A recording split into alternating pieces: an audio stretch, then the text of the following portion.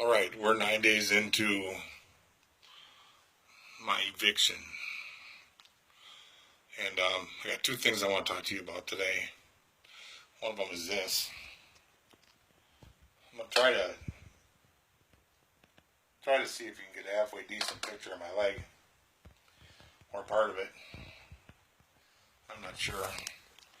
If you went to the GoFundMe page, you saw my leg. This happened to me. I'm 55. This happened to me when I was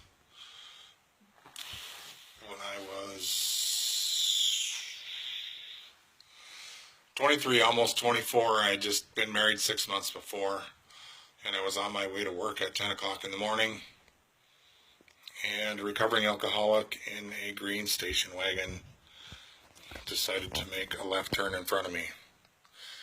And that didn't really do me much good, as you can see from my leg. It was kind of a bad deal. And I have a steel rod in my thigh. I had a helmet on my head, and I got 4 stitches in the back of my head. It happened in August of 1984, just before I turned 24. The doctor told me that I would not be going back to work until the following February sometime, and because as a cook you don't get to make a whole lot of money. It's one of those things that you can eat really well. You don't get paid that well. That's pretty funny, except for not really. But I went to work. I went back to work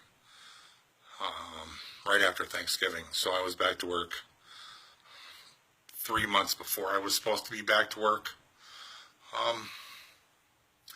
And it's been painful. And I had a venous ablation surgery in January. And then I was fired from my job I was accused of touching a fellow employee on her shoulder twice, and she felt uncomfortable.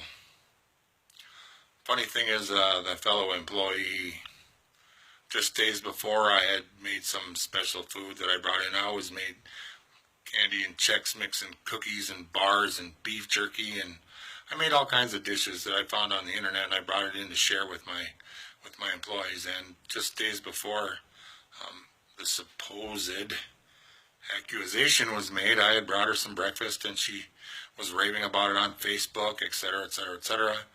And then the next thing I know, I touched someone twice on the shoulder, and they felt,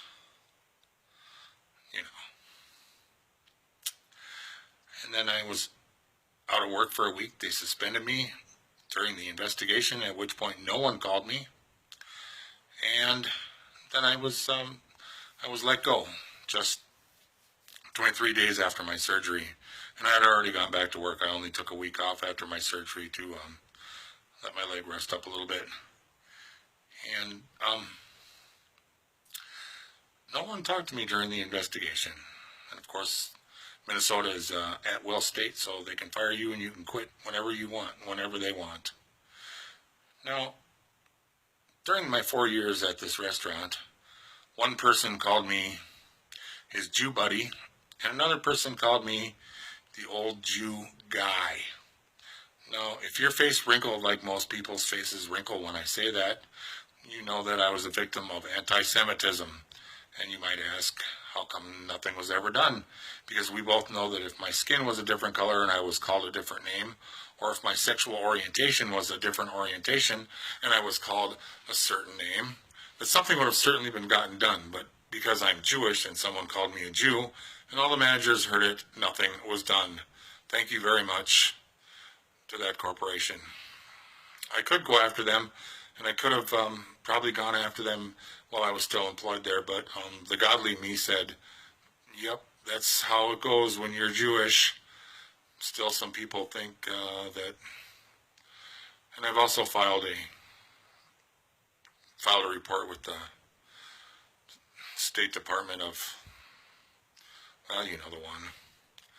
The other part about working there was they would not let you work past 40 hours because they didn't want to pay overtime. You have to work defined more than a 40-hour week.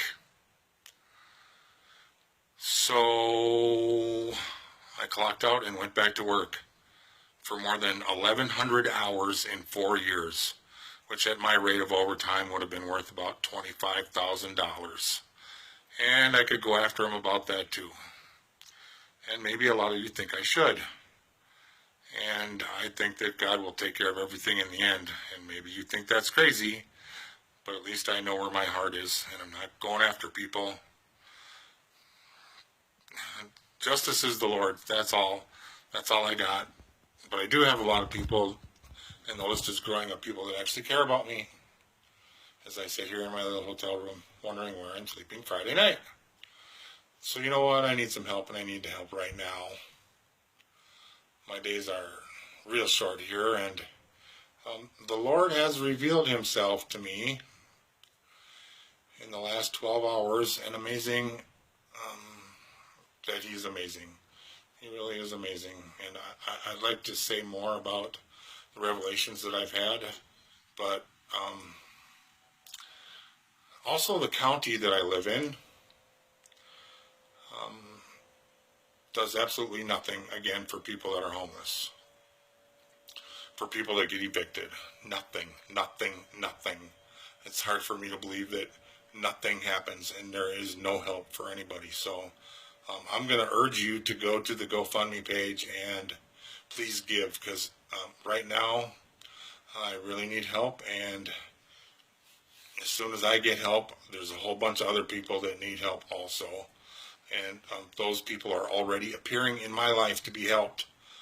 I actually, for as little money as I have, I donated $10 to someone because they needed it more than I did.